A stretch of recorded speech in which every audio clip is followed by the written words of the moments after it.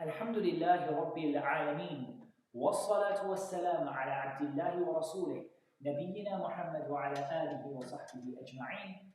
Inshallah ta'ala, we are on to the second part of the tafsir of Surah Al-Balad. We're on to the second part of the tafsir of Surah Al-Balad. And I don't think we're going to finish Surah Al-Balad today, but inshallah ta'ala we'll be able to get a certain amount through. Where did we finish last time? We finished in the ayah, or we finished on the ayah, لَقَدْ خَلَقْنَا الْإِنسَانَ فِي كَبَدٍ. We've certainly created mankind in difficulty, suffering, hardships. And we mentioned the nature of these hardships. Does anyone remember why we said that this is beneficial? Why is it so important for us that Allah told us that your life is going to be suffering? Your life is going to be hard. Expect your life to be hard. You're born, before you're born, it's hard on your mother who carries you. She gives birth, it's hard. You are born, it's hard. You know your teeth come, it's hard. You know you grow up and it's hard. You're a teenager and it's hard.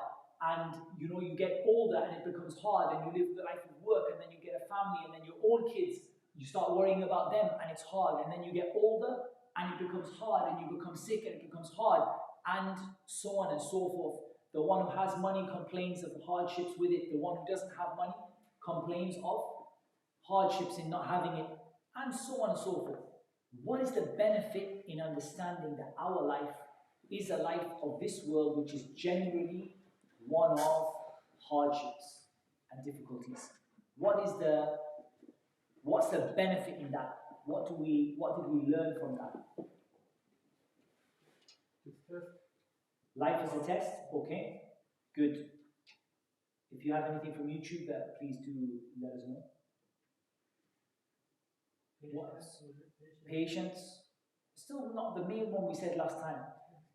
Until you get to Jannah. Until you get to Jannah. So we said it is encouragement towards Jannah, right? It's encouraging you that when you're going to find peace, and when you're going to find happiness, and when you're going to finally feel rest and completely no problems, is Jannah. So you should work for Jannah. You should be working for Jannah, not living for this life. This life is kabad. It's hardships and suffering. And we said that another benefit you can take from this is that whatever you do in this life, how much money you get, how much success you get, inni la uqsim billah, I swear by Allah, you are not going to go out of al-kabad, mukabada, mu'ana, shada'id. You're not going to go out of having difficulties and problems. So how strange is it that there are some people who are spending their whole life chasing the dunya? They're just chasing problems. They're chasing more problems. They're thinking that if I get money, I'm going to finally be happy. I'm not going to have any problems. Or if I get this which I want, this job, I'm not going to have any problems. Or when I get married, I'm not going to have any problems. Or once I've retired, I won't have any problems. You can't go out of this because Allah swore by Makkah. Allah swore by لا أقسم بهذا البلد وأنت حل بهذا البلد ووالد وما ولد. Allah swore by the parent and the offspring. Or Allah Azza wa Jal swore by Adam and his offspring. Or by Ibrahim and Ismail. And Allah swore, لَقَدْ خَلَقْنَا الْإِنسَانَ فِي كَبَدٍ. Whatever you're going to do in this life, your life is going to be hard, tough. It's going to have shada'id. It's going to have some tough times. And yes, that doesn't mean you're never going to have a good time. There are awqat, ar-raha, times where you feel a little bit relaxed. But how many of those times before you come back again to the shada'id, the difficulties and the toil? Good word for kabad is toil. Work, struggling and striving and tough all the time. There is another benefit behind this ayah. And that is this ayah, and this is what I think one of the things the brothers mentioned just earlier in the class. This is one thing with this ayah, is this ayah tells you how important it is for you to be content with the qadr of Allah. And this ayah actually brings you contentment with Allah's qadr. It makes you feel content. Because once you know Allah told me, expect it to be tough. Once you know that Allah said to you, it's going to be tough, now you feel, what do you feel? You start to feel content with the qadr. You don't get angry with Allah. Wallah, some people get angry with Allah. Even I was discussing with the Imam of the masjid before you went away, Sheikh Jawhar, Allah yahfadhu. We were talking that even some people in this community, when something bad happens to them, they start speaking bad about Allah. And even, subhanAllah, some of them might even curse Allah or might even curse Allah's qadr. And this is kufr billah. This is disbelief in Allah Azza wa Jal. Because something bad happened to them. Because what they were expecting, you know, when we talk about setting your expectations, Allah set your expectations right here. We do that, you know, when we go to Hajj. We often in our Hajj, when we take the people to Hajj, we do something, we call it setting the expectations, you know. Don't expect it to be easy. Hajj is hard. You're going to have troubles. It's going to be crowded. But I paid £8,000. I paid it. Listen, what you paid, expect it to be hard. So the same kind of concept is coming here. That look, don't expect this life to be an easy ride, and then you won't get angry with Allah's qadr. You won't feel down because you didn't expect it to be an easy ride. You expected it to be tough. And that's how it was. So you don't feel angry with Allah's qadr. And I'm going to give you an example of this. I'm going to give you a lovely example. This example, Shaykh Khalid said he gave this example, this explanation. Look at what happened with the Ahzab. You remember the story of the Ahzab? The story of the Confederates. When the Muslims in Medina, they were besieged by the biggest army of the non-Muslims. They came from everywhere in the Jazeera, everywhere in the peninsula. They all came together to finish the Muslims once and for all. You imagine a small number of people in Medina, you see this army that the Arabian Peninsula has never seen before. It's, as the eye can see, huge army with all kinds of the weaponry and horses, cavalry. They have the best equipped army that the Arabs have ever raised. And they've come to wipe out the Muslims. How did the Sahaba behave and how did the Munafiqun behave? The Sahaba said, when they saw it, when they saw the Ahzab, they said, هَذَا مَا وَعَدَنَا اللَّهُ وَرَسُولُهُ وَصَدَقَ اللَّهُ وَرَسُولُهُ. They said, this is what Allah and His Prophet sallallahu alaihi wasallam promised us would happen. Allah told us, these people are going to come against you, and they came against us. So what happened to them? What happened to them? In the surah, what does Allah say happened to them? That their iman, زادهم imanan, their iman went up. وَقَالُوا حَسْبُنَا اللَّهُ وَنِعْمَ الْوَكِيلُ. They said حَسْبُنَا اللَّهُ وَنِعْمَ الْوَكِيلُ. What an excellent, how, they said, حَسْبُنَا اللَّهُ. Allah is enough for us, and what an excellent disposer of affairs. They were happy. They saw an army that came to kill them, and they said, they praised Allah. They were happy. They took from that contentment, and they took from that iman, because they expected it, and they were waiting for it. What did the Munafiqun say? مَا وَعَدَنَا اللَّهُ وَرَسُولُهُ إِلَّا غُرُورًا. They said that Allah and His Messenger, they promised us a lie. We did, you know, they promised us, they deceived us. We didn't know this was going to happen. And they became angry with Allah, angry with Rasulullah sallallahu alaihi wasallam, because they didn't have an expectation that this was going to happen. And of course, their lack of iman, their distance from Allah Azza wa Jal, their nifaq, their hypocrisy, their disbelief, It caused them to become angry. So when Allah is telling you about difficulties, don't take that like just let it go over your head. Allah is telling you to prepare you, to toughen you up, make you ready. That I'm ready, that this life, I'm not living in this life because I think I'm living in Jannah. I'm living in this life to get to the life which is to come. That's when I'm going to relax.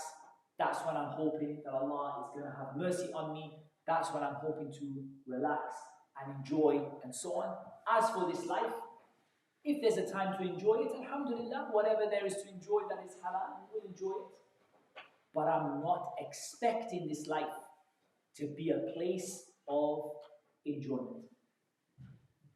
So this prepares you and gets you ready to have sabr. It prepares you and it gets you ready to have sabr. Moving on, some of the scholars of tafsir, not all of the scholars of tafsir, interpreted the word kabad to mean mukabada or shada'id. Some of them, they took it to refer to the creation of man. They took it to refer to the creation of man.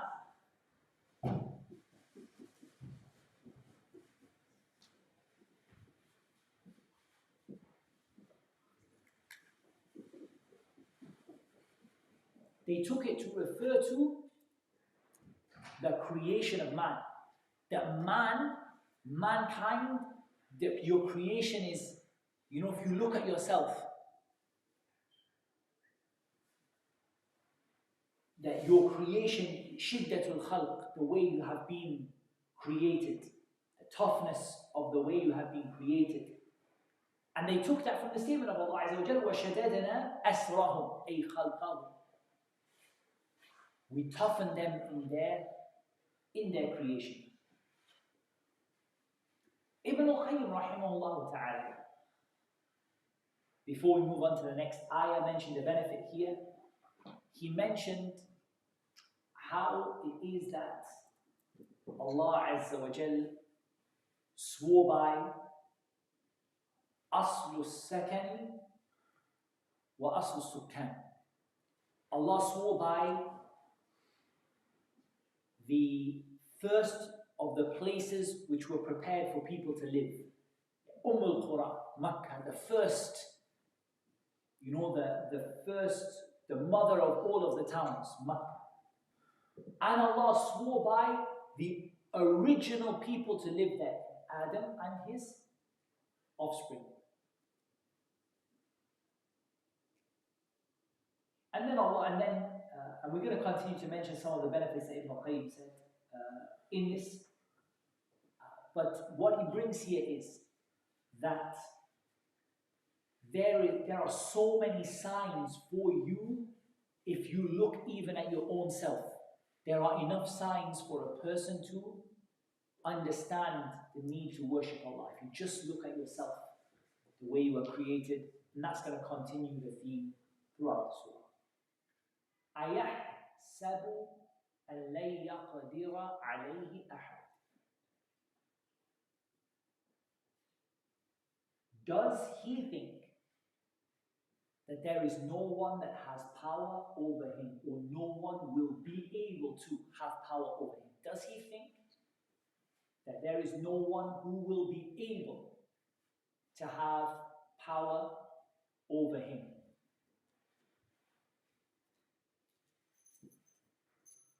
In other words, how can a person, after they saw the nature of life, the toughness and the roughness that is in life, and they saw the way that Allah Azza wa Jal created them, how is it that a person can have this tawahhum, this false impression, or how can a person be so arrogant and proud that they think that no one is able to have power over them?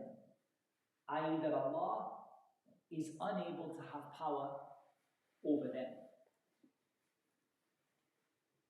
This tells us something about the suffering in life, the toughness of life. It tells us that the toughness of life is a sign from the signs of Allah Azza wa Jalla.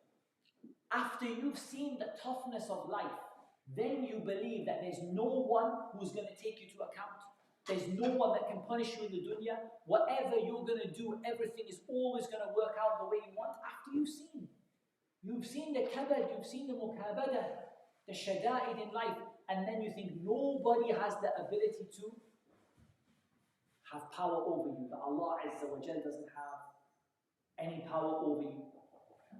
And this here brings us something different as well. It brings us a great benefit. It tells us the situation of mankind without Islam. That he's between two situations.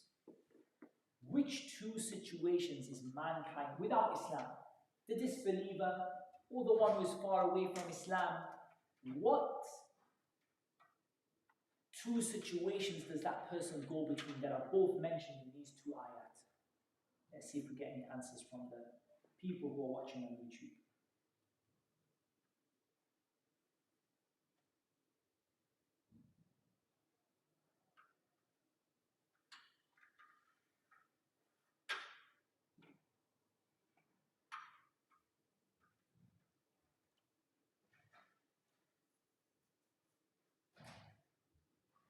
Allah Azza wa Jal told us about the suffering and the toil that exists in life. And Allah Azza wa Jal told us that man who has been created with this difficulty and suffering thinks that there is no one that has any power over him, or no one will have any power over him.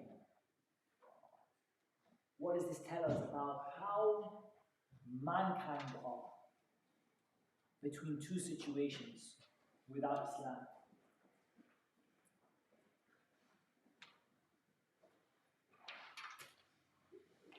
Is everyone sleeping?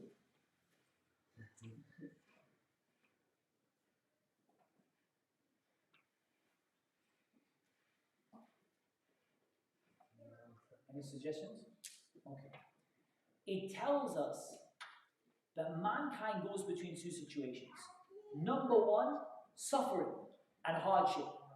And in that situation, the person, they start to despair. And they start to say that, oh, you know, that there is no hope. Or at that time, they might turn back to Allah temporarily.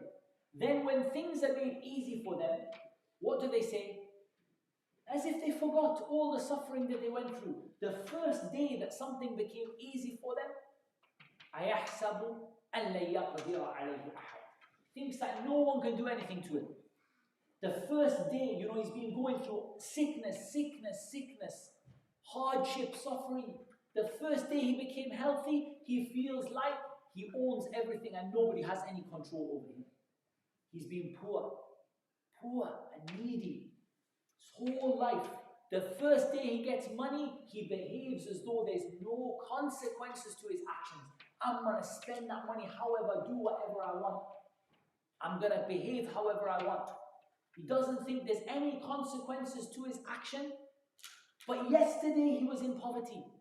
Yesterday he was suffering, and today he thinks there is no consequences for his actions. No one has a power to take into account. No one has a power to bring him back to the poverty again. But Allah has that power over him. So the Muslim, what situation is the Muslim in? The Muslim is in a situation between two things, sabr and shukr. When the Muslim is in a situation of suffering and toil and difficulties, what happens? They go towards a sabr. They lean. They don't stop making shukr. They don't stop gratitude. But they incline themselves towards sabr, patience. They start to be more patient and really push themselves to be more and more patient. And when things go well, they start to incline themselves towards shukr. They don't stop being patient, but they start to concentrate and focus upon their gratitude. As for the disbeliever, when things go bad, they despair, and when things go well, they think that there are no consequences to what they do. They don't take a lesson from their suffering, whereas the Muslim takes a lesson from their suffering and their toil, their working hard. They take a lesson from it. They realize that this is the evidence. They realize that this is the evidence that Allah has power over them.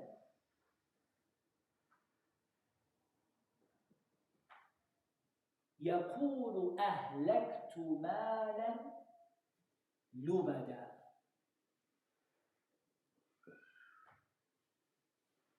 مالا لبدا،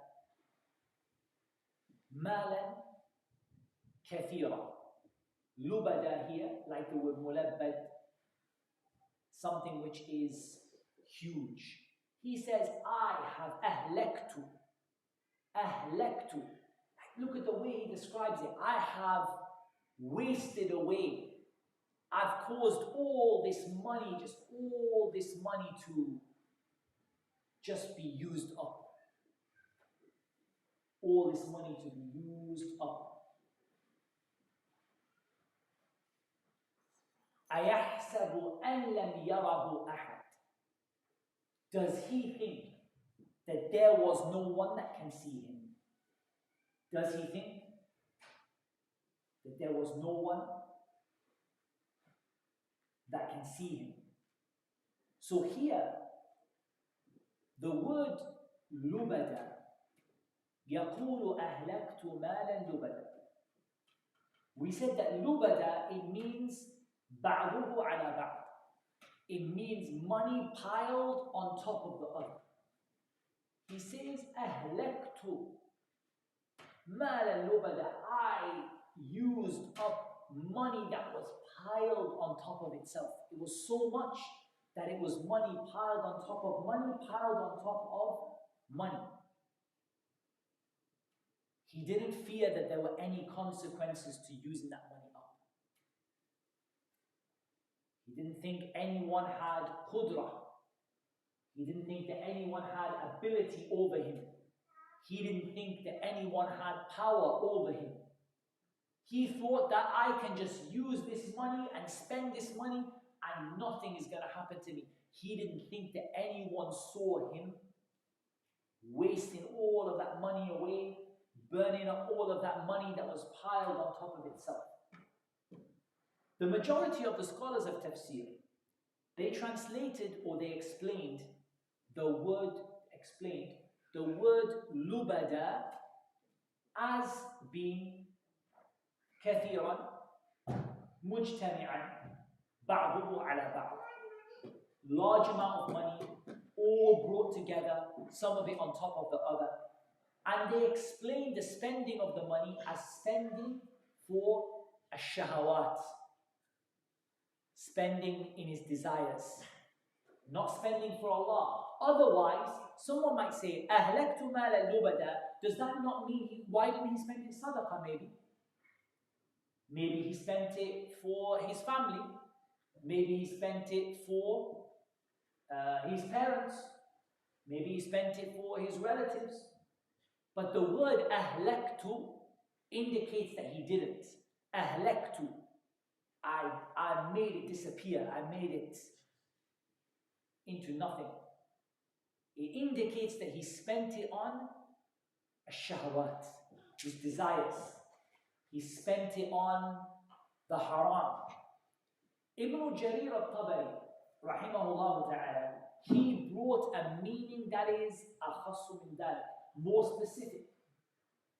Ibn Jarir, he said, the meaning is he spent it في عداوة محمد صلى الله عليه وسلم. He spent it in the enmity of Muhammad صلى الله عليه وسلم. He spent it against Islam. He spent it against Islam.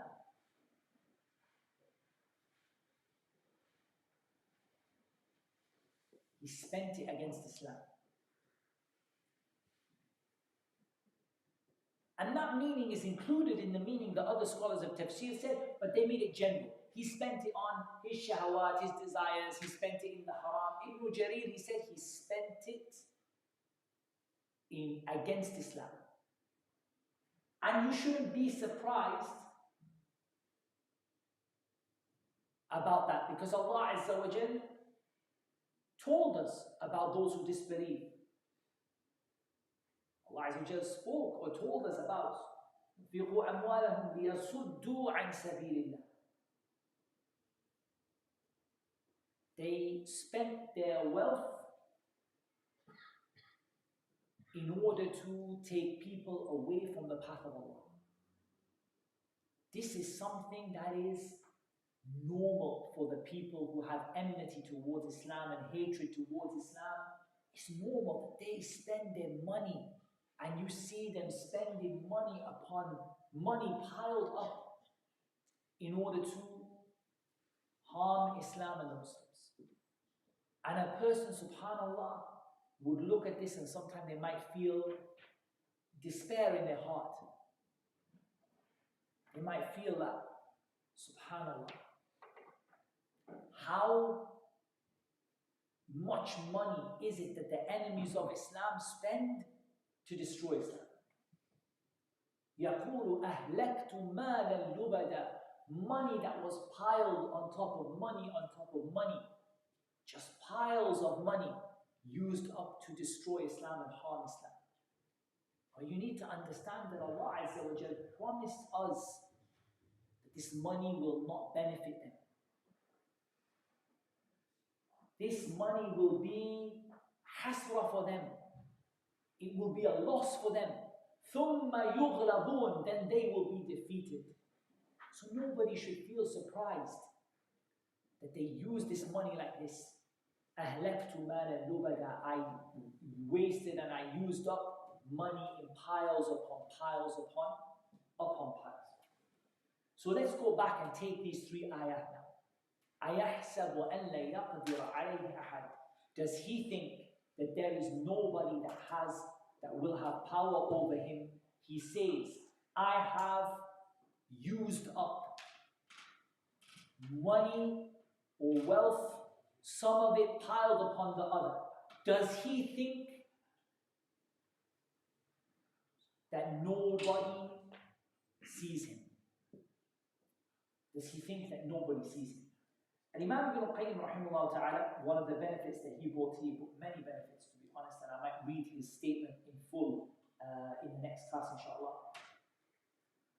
Ibn Qayyim, he mentioned that recompense, you know when Allah brings you on the day of judgment and gives you recompense, reward or punishment.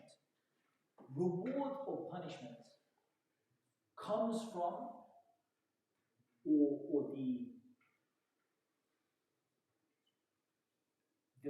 characteristics that Allah has that make Allah Azza wa Jal capable of recompense, of giving you punishment or reward are al-qudra wal-ilm, are power, that Allah is able to do all things, that Allah is knowledgeable of all things, that Allah sees all things. Okay? How, if someone said, I don't believe that I'm going to be punished. I don't believe when I die, there's going to be a resurrection. What evidence from Allah's attributes would you give them to show them that this is not true, that you will be given a recompense, you will be given a judgment? Allah's power over all things, Allah's knowledge over all things, Allah sees all things. And all of this is mentioned in Surah Al-Balad. أَيَحْسَبُ أَنْ لَا يَقْدِرَ عَلَيْهِ أَحَدٌ. Does he think that nobody has qudra, nobody has power over him? Does he think nobody has power over him? Allah has complete power over him. Allah has complete power. أَيَحْسَبُ أَنْ لَمْ يَرَهُ أَحَدٌ. Does he think nobody sees him? Allah has complete knowledge. And Allah has seen everything that he did. Now we said Ibn Jarir brought a bit specific. Ibn Jarir said this is talking about the one who spends his money in order to harm Islam. So what did Ibn Jarir then say about أَيَحْسَبُ أَنْ لَمْ يَرَهُ أَحَدٌ? Does he think nobody sees him? Does he think nobody sees him at the time when he is spending his money? That's what Ibn Jarir said. Does he think nobody sees him at the time when he spends this money against Islam? As for the others, they kept it general. They said he spends the money in haram.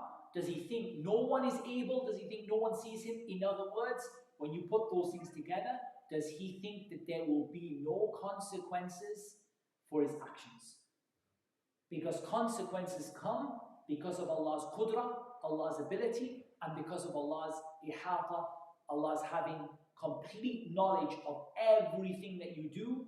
This is how recompense comes, al-jaza and ad-deen.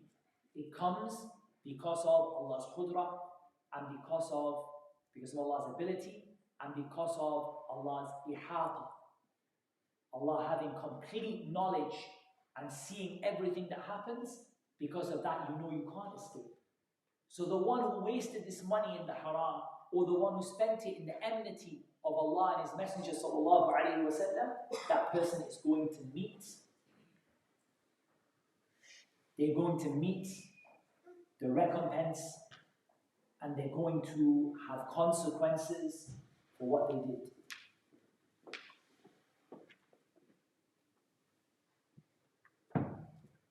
It also indicates, as we said, that the person never thought that Allah Azza wa Jalla can give him consequences in this world or the next.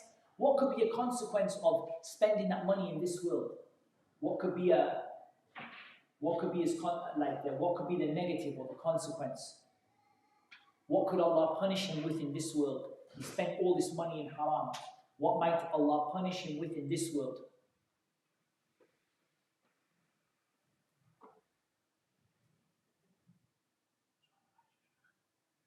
What do you think?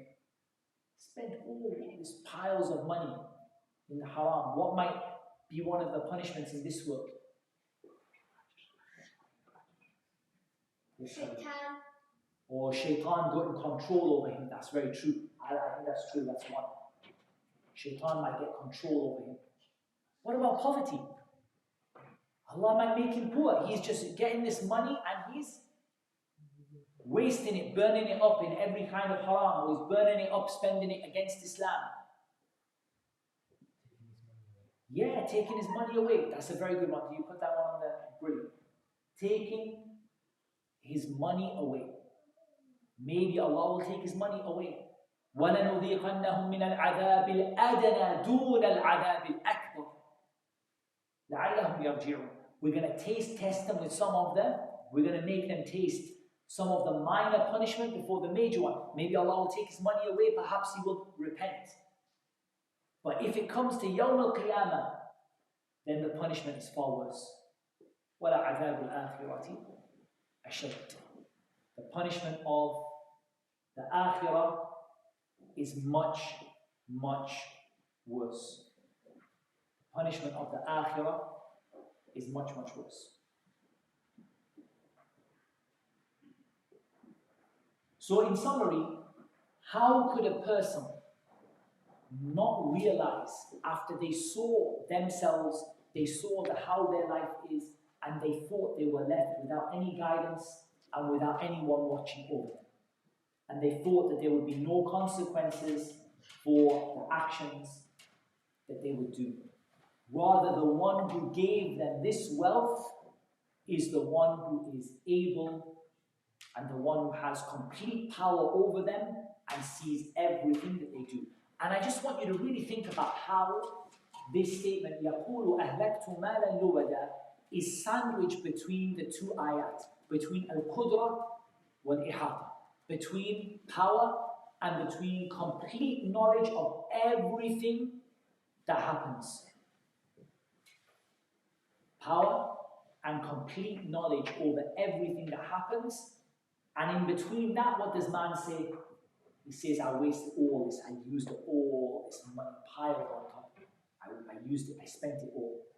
And also that a person never ever feels sad from the Muslims when they see the enemies of Allah with so much money. You don't see that, don't you? People say, look, they have the billionaires and they have all this money and all this materials and all this weaponry and all of this. They have, what do we have? I don't despair. This is how Allah Azza wa Jal decreed this life to be. And Allah didn't give it to them because He loves them. Because what's the qa'idah? What's the principle? Allah gives the dunya to whom? To whom? To whom does Allah give the dunya? To those that He loves and those He doesn't love. Meaning Allah gives the dunya, He might give it to a Muslim, He might give it to kafir. But as for the akhirah, Allah only gives it to whom He loves. Allah only gives the akhirah to the one He loves, but the dunya, Allah gives it sometimes to the people He loves and sometimes to the people that He doesn't. So a person doesn't become scared or anxious, but they realize this is a test from Allah Azza wa Jalla. This statement, أحد أيحسب أن لن يقدر عليه أحد أيحسب أن لم يره أحد. Does he not see that anyone has power over him? Does he not see that anyone can see him? Does he not think that anyone can see him? The word anyone here, Mujahid, rahimahullah ta'ala, he said, meaning Allah. Does he not know that Allah has power over him? Does he not know that Allah can see him? So whenever we see a person spending all of this money in the enmity of Islam, then we realize that this is only a test for the Muslims to see how you will behave and who will defend Allah and His religion, and who will defend the religion of Islam, who will defend the religion of Islam, who will defend the cause of Allah and His religion. That's the only thing, it's a test. Who will defend the cause of Allah and His religion? And it is not because those people have any ability or any power besides Allah Azza wa Jalla. أَلَمْ نَجْعَلْ لَهُ عَيْنَيْنِ وَلِسَانًا وَشَفَتَيْنِ وَهَدَيْنَاهُ النَّجْدَيْنِ. أَلَمْ نَجْعَلْ لَهُ عَيْنَيْنِ. Have we not given for this person 2 eyes? There are many benefits in the statement of Allah Azza wa Jalla. Have we not given this person 2 eyes?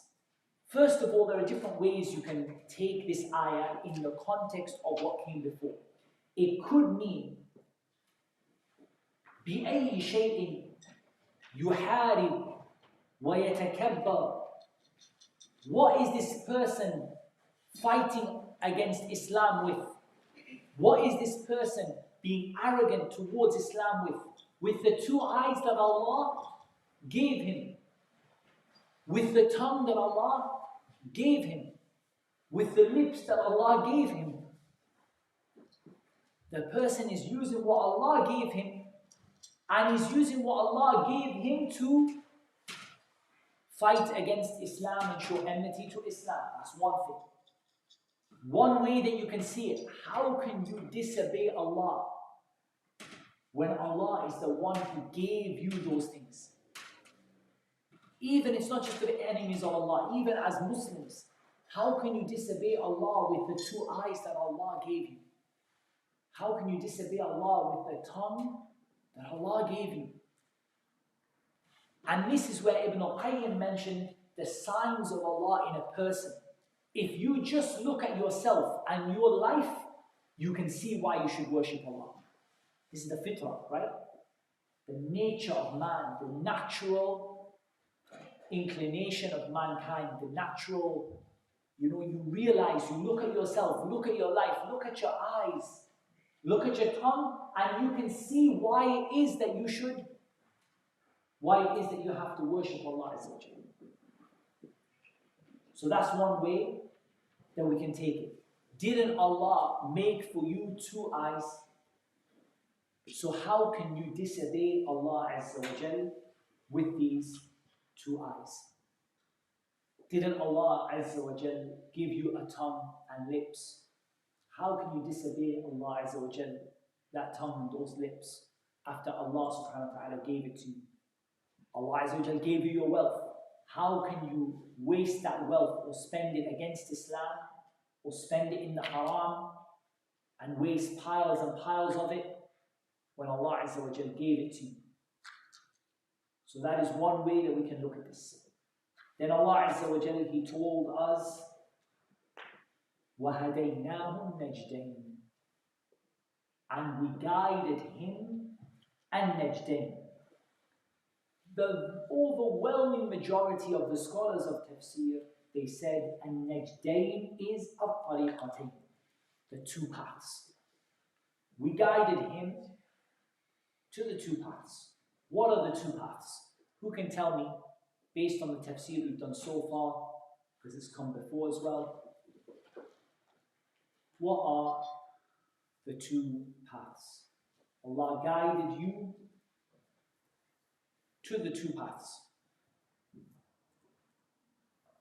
What 2 paths? The path to what and the path to what? Or the path of what and the path of what? How many paths lead to Jannah, by the way? How many paths lead to Jannah?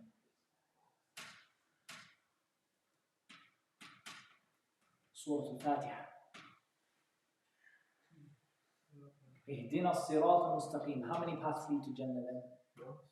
1. Just 1. قل هذه وأن هذا صراطي مستقيما فاتبعوه ولا تتبعوا السبل. This is my one path, which is straight, so follow it, and don't follow any of the other paths. The paths to Jahannam are many. Path to Jannah is 1. What does it mean, guided him to the 2 paths? So it can't be like Jannah and Jannah, right? Jannah and Jahannam, okay, that's not a bad idea. Any other ideas? Which one?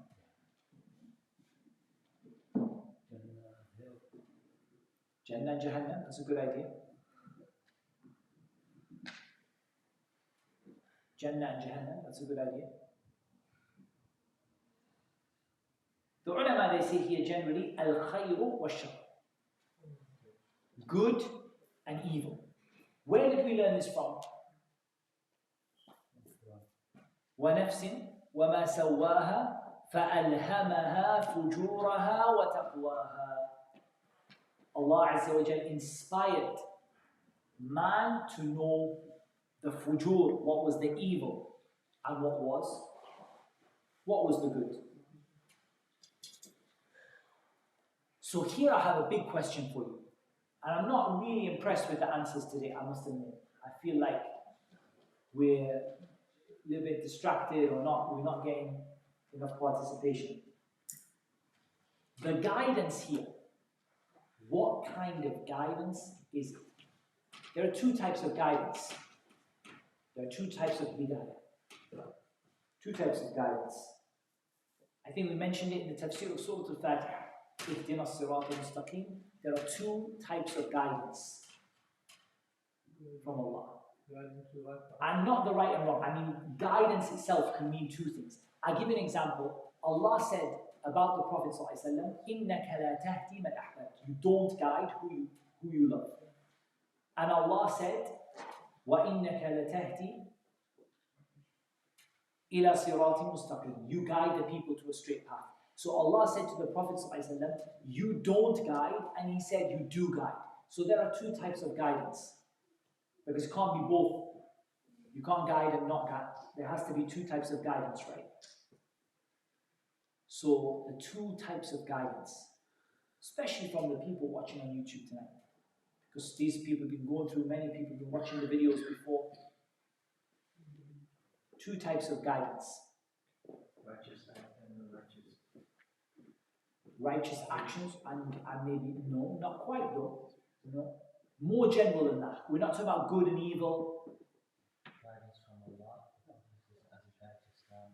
Okay, the Prophet ﷺ is a guide To Islam and knowledge. to Islam and knowledge, and what is the guidance from Allah then? The person's not done a bad job. It's a good effort. It's a good effort. Definitely a good effort. Still, needs a little bit more. Two types of guidance. One guidance you can do, and one guidance you can never do.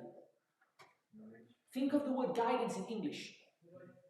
How can I use the word guide in English that would be suitable for a person? Give me a sentence in English where I use the word guide and it's suitable for a person. No, not the fitr. The fitr is from Allah.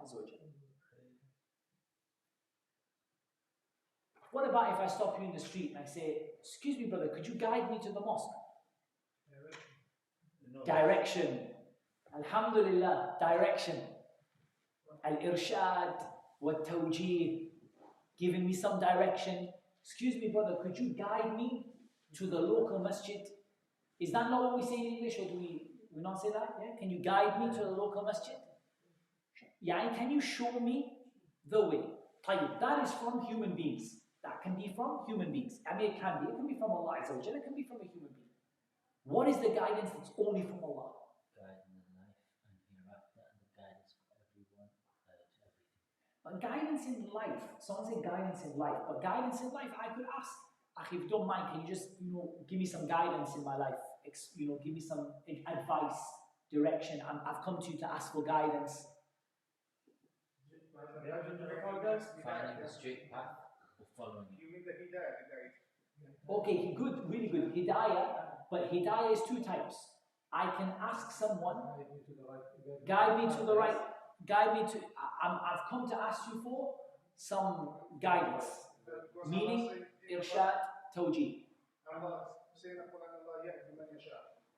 Okay, and Allah says about the Prophet sallallahu وَإِنَّكَ لَتَهْدِي, you guide. That's the thing. The word we're looking for is tawfiq, the success to be able to do it. The success. That success is only from Allah Azza wa Jalla. Hidayah to tawfiq. Hidayah of the akhirah, that's fine as well, no problem. But the hidayah which is tawfiq, which is success. The guidance which is success. The final success, the ability to actually get there and do it. That's what comes only from Allah.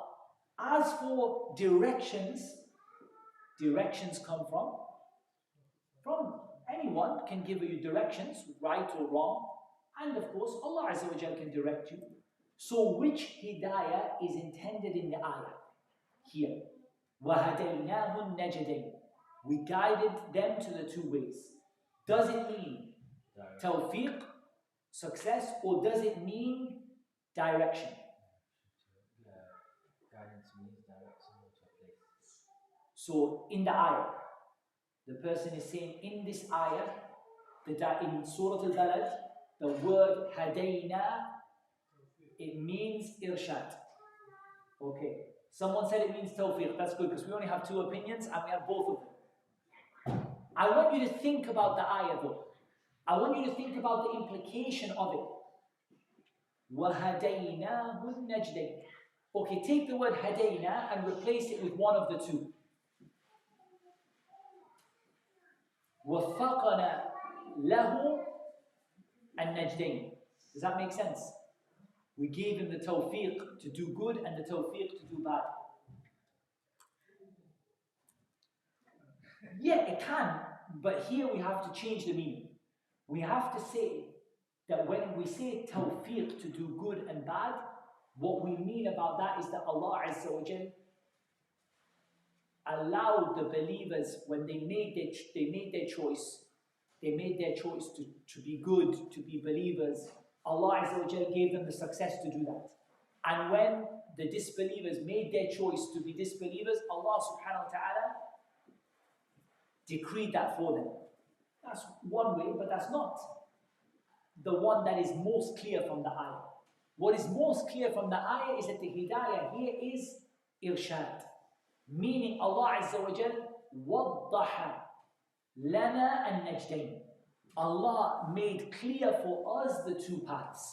Allah made clear the path of good and Allah made clear the path of evil. Allah directed us as to what is good and directed us as to what is evil. Allah showed us, بَيَّنَ لَنَا. He clarified to us what is good and what is evil. This is the most obvious tafsir of the ayah. وَهَدَيْنَاهُ النَّجْدَيْنِ. We guided, i.e. we showed and clarified to them which way is good and which way is evil. But some of the scholars of tafsir, they did take the hidayah here to be hidayah, tawfiq, and they took this, that Allah Azza wa Jal created mankind imma shakiran wa imma kafura, either grateful or ungrateful, either believer or disbeliever. But when we say that Allah created you to be good or to be bad, does that mean you have no choice in the matter? Does that mean that you are now, and Allah created you to be from the people of the fire? Goodbye and good night. Allah created you to be from the people of the fire. That's true. Allah created a people for Jannah and created a people for the fire. No doubt about it. But does that mean, when we say someone comes and says, Allah has created me to be from the people of the fire? That's it. It's over. No. Rather, Allah Azza wa Jal guides as a blessing and a grace and misguides out of wisdom and justice. Allah will not misguide you while you are sincerely trying to reach the truth. Allah Azza wa Jal will not misguide you while you are supplicating to Him and begging Him and trying your very, very best. Allah Azza wa Jal said, وَالَّذِينَ جَاهَدُوا فِينَا لَنَهْدِيَنَّهُمْ سُبُلَنَا. Those people who strive for us, we will guide them to our paths.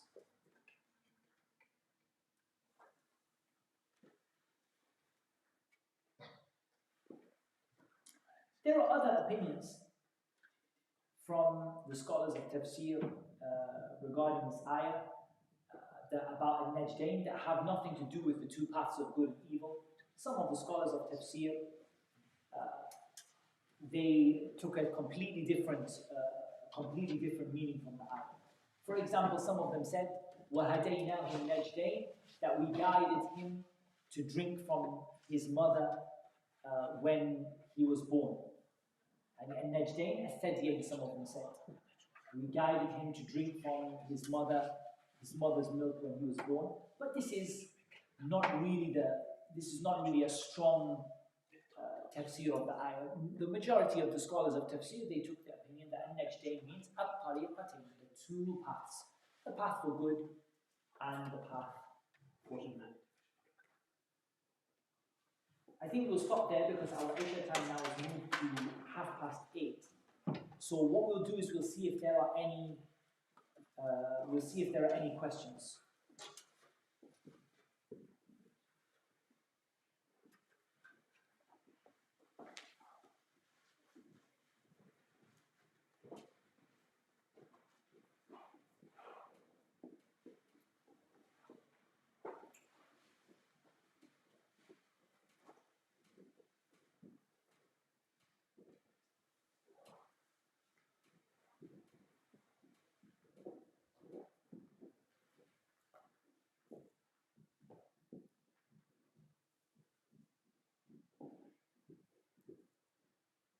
Do you have any questions?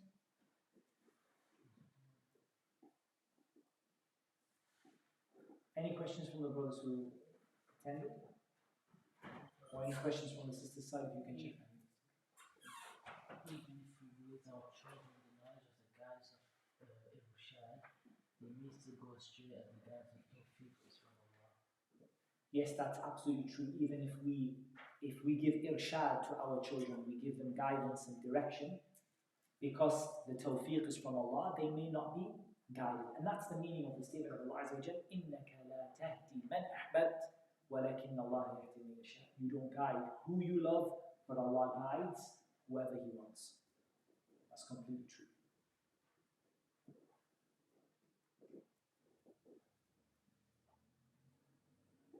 You saying something to me?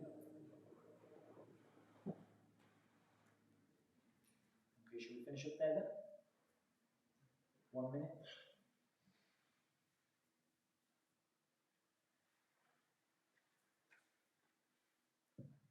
Once